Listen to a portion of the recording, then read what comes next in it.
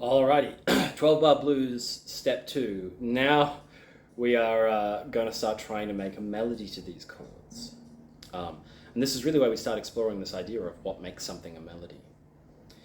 So to begin with, we're going to follow a bit of a formula in order to make sure that the writing and improvising components of this are kept to a minimum. There are some people here who are really afraid, and some people just lock up immediately as soon as improvisation is thrown out there. You know, people get anxious and they get worried about what's happening.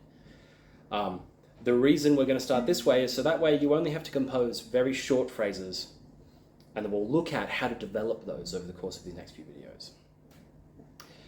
So we're going to start with this idea of writing one motif to cover the first 8 bars. That's going to mean that we're going to have to transpose that motif verbatim from the 1 chord to the 4 chord, but that's very easy. And then we're going to write one more motif for the 5/4 change in the last 2 bars. We could really, if the motif is short enough, we could do this all with just one motif, but it's largely fairly boring. If you want to start that way, just as a way of warming your fingers up to the idea, then that's not a bad thing to do, but I feel like we could probably jump in right away at writing 2 very simple motifs. Okay, so what's a motif? A motif is to music what a phrase is to a sentence, right? It's a fragment of just a few notes that once repeated or responded to would then become a full musical phrase, a full musical idea. So what we need is a few notes, no more than say 6, and we're going to build those notes out of 1, 3, 5, and flat 7. We are also going to use the minor third as an approach tone for the 3. So that means anytime that we play the 3, we could go, okay, hammer on or slide. I don't want us to dwell on the minor third if we're going to play against major chords. Obviously, that's going to sound quite strange. This is more like a passing tone that we can include to make things sound bluesier. Think of it as like your first blues hack. Okay, so let's go over that again. Root, minor third, major third, 5th, 7, flat 7.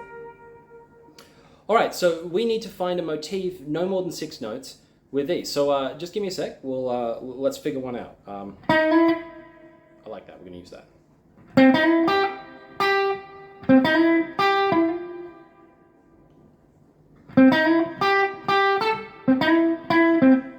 Ooh, would you let me use the 6? I think I will. So let's go with that as our phrase, right? So what I'm going to use is the 6. As a nice softer sound from the 7. If I use the 7 all the time, it's a very aggressive sound. So the 6 is going to soften that a little bit. Okay, already breaking my own rules. Okay, so here's the motif on 1.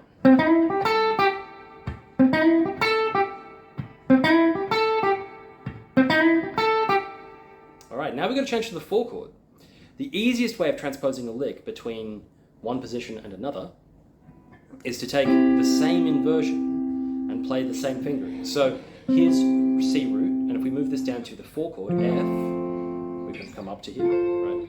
Then we play verbatim exactly what we're playing. Okay? Here's the first 8 bars of the blues now.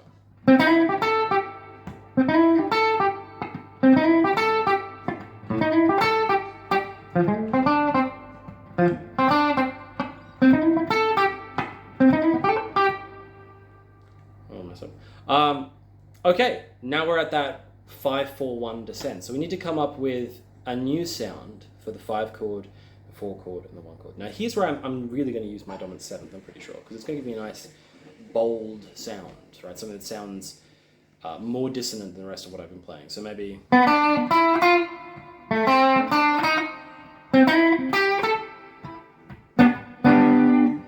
That'll do. Okay, so we're doing... So we're doing 3, 5, 3, 6, 7. We'll do the same thing on the next chord. 3, 5, 3, 6, 7. And then we're going to come back again to restate the first motif. And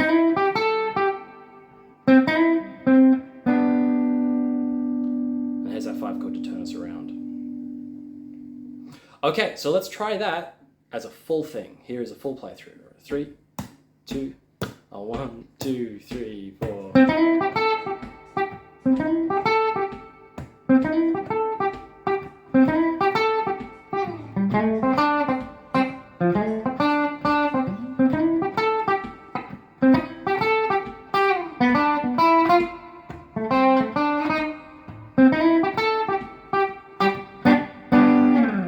Okay, now we have a melody for the 12 bar. With these two concepts, we've now written a song in the 12 bar blues, right?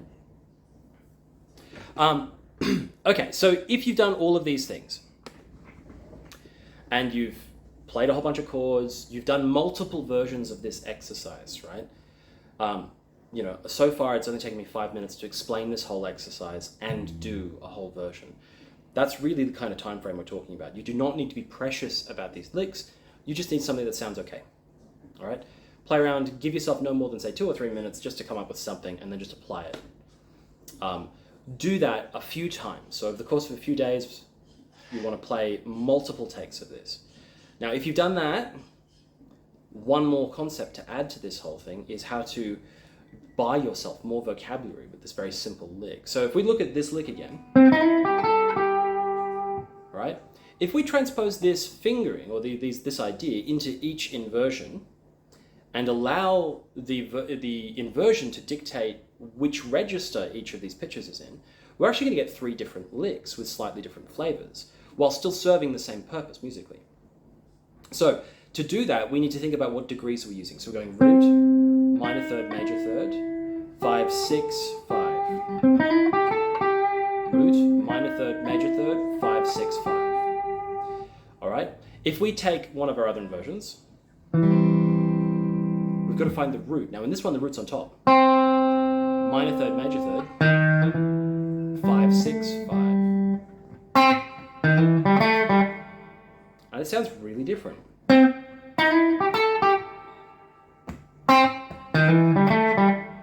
All right. Now we've got 2 licks for the price of 1. So let's move it on to the second inversion and get the same thing going. So root, minor third, major third, 5, 6, 5.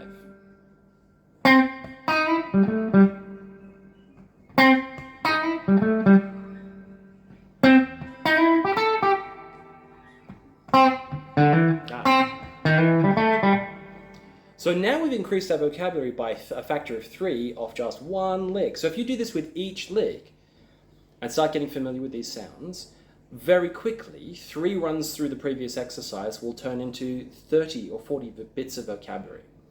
And that's really what we're looking to build here. Improvisation is a conversation on your instrument with musical ideas rather than language.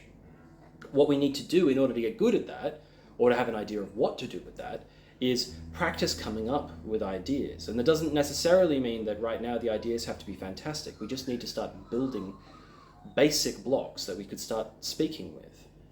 Now, once we've done some of these licks in a lot of different positions, we could play everything in one position, and that's going to change the sound a lot.